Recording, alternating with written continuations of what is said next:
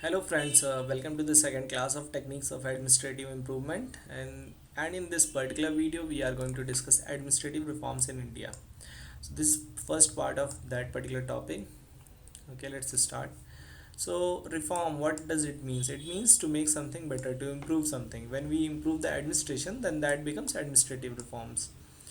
And now why reform is needed? Because the public administration, it is growing in complexity, and also this continuous growth is happening. The size of the administration is growing, complexities are growing, so that's why the reforms are needed, because the previous methods or previous procedures are not up to dated, they are not that much efficient in today's modern world, so that's why we need reforms.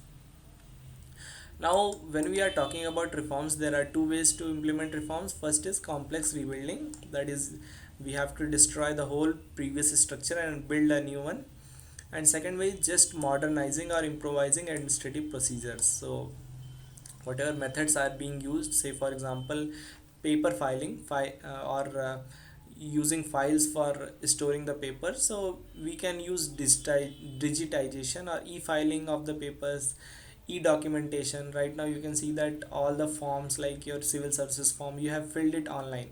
So this is one of the methods how we improve the procedure or the process. So this is known as modernizing.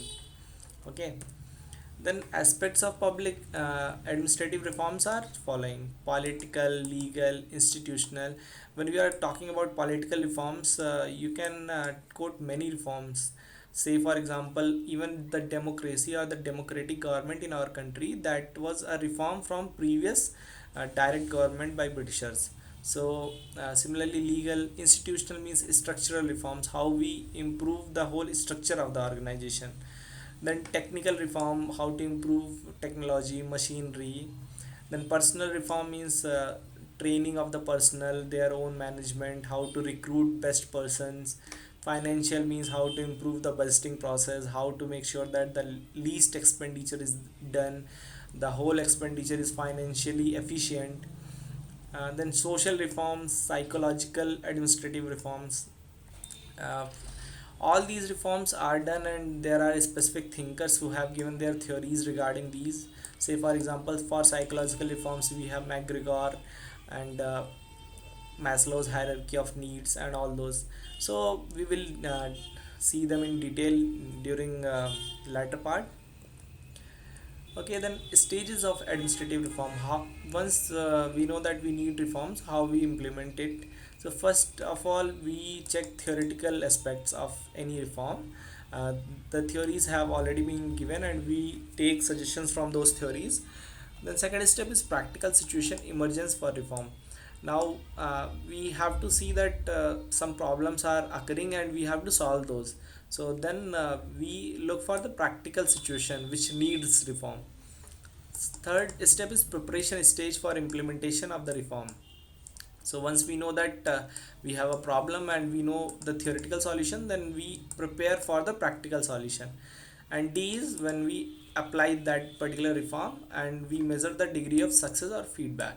So this is the process. This is easy process. You don't have to remember all these word by word. Just try to understand it, and you can write it in your own words during examination. Okay. Then role of international organization in reforms. Currently we have been seeing that only all the reforms are being done by organization itself, but or the country itself. But mostly all the reforms are not the part of the sovereign process, or self-made reforms. Some reforms are forced upon us, or they just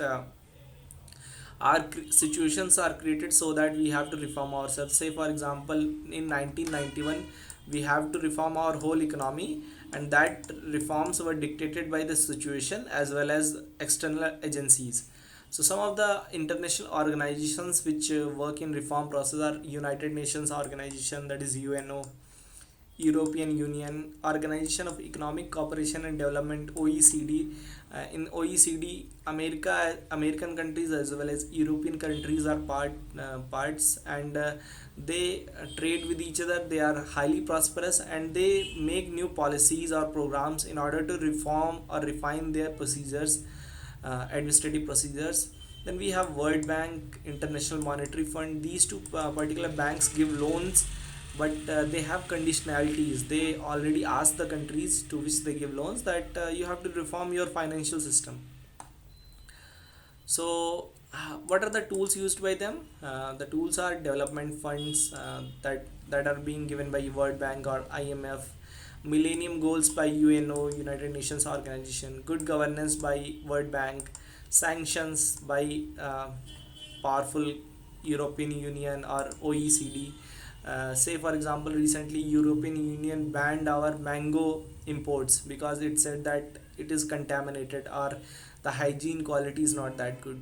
So we have to improve our hygiene quality or sanitation process in order to get the trade deal again. So this is how they means force the reforms on us.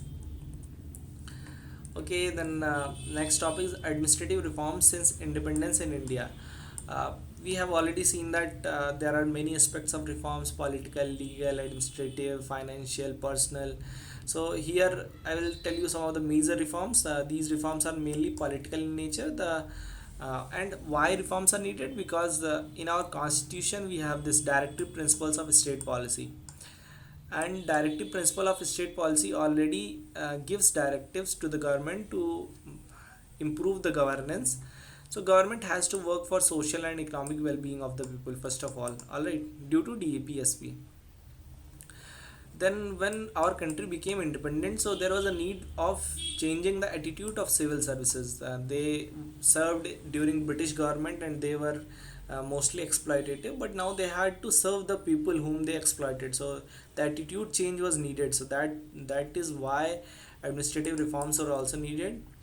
And major initial reforms were: first reform and the biggest political reform was parliamentary form of government in center as well as states. Then second reform was establishment of all India services, central services and state services. And recently in 1993 the decentralization reforms occurred, during which the constitutional status was conferred upon local self government in rural and urban areas. You very well know that amendment 73rd and 74th are related to these decentralization reforms. So these are some of the major political reforms. We have already seen that there are many aspects here. You can see that political, legal, institutional, technical, personal, financial, social, psychological. So here I have talked about only political reforms, mainly political. You can give many examples for all these reforms. Okay. Then next point is that our administrative system was inadequate and weak. It was not sufficient for rapid economic progress and development, so reforms were needed. Already told uh, this point. Then next is in 1953, staff reorganization unit was set up, later renamed to staff inspection unit under the Ministry of Finance. Why this particular staff inspection unit was made? Because the quality of the staff and how much remuneration they should be paid, that should be decided by Ministry of Finance, so that we achieve efficiency as well as better administration. So staff inspection unit, just remember this name, staff inspection unit in Ministry of Finance. Right now it's in Department of Expenditure. We have already read about it in O&M office. So it was formulated to review staffing of government agencies with a view to achieve economy in staff consistent with administrative efficiency. So these are some of the reforms that happened. Also, this is the most important reform. In 1954, O&M, Organization and Methods Agency, was established in Cabinet Secretariat. It brought some real hope for administrative reforms. Before that, it was just piecemeal reforms, but this was something big. O&M agency, and it was located initially in Cabinet Secretariat, and that location enabled it to get cooperation and collaboration from other ministries and departments. Right now O&M agency has been shifted from Cabinet Secretariat to Department of Public Grievances and Administrative Reforms. So that's all about part 1 of this particular topic. Okay, we will also see the major concerns driving administrative reforms. Why administrative reforms are needed? First of all, you need efficiency and economy in any process. Second, specialization of the personnel who are working. Third is effective cooperation and coordination between different departments as well as inter-department coordination. Then administration and development of personnel, accountability, reduction in corruption. So these are some of the concerns due to which reforms are needed continuously. So thank you, and this part 1 is over for administrative reforms. In the next video we will see the second part of administrative reforms in India, part 2. Next video will also discuss in detail all important committees and commissions which were formulated for the purpose of administrative reform. So next video becomes very important, because if you write committees and commissions hierarchical wise in your examination answer, so you get more marks. So the committees and commissions names are important, their recommendations are even more important. So we will see all those things in next video. Thank you.